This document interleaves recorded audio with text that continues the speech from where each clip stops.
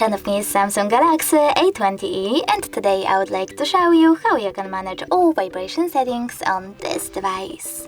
First of all, go into Settings and tap on Sounds and Vibration. Now you can tap on this switcher next to Vibratory Ringing to enable all disable vibrations for your incoming calls. Following that, tap on Vibrate, and this way you can mute your device completely and leave only vibrations. When you're ready, click on Vibration Pattern and then select the best pattern for you by clicking on the one that you wish to set up and going back.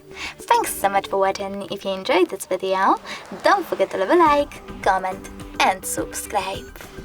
Bye!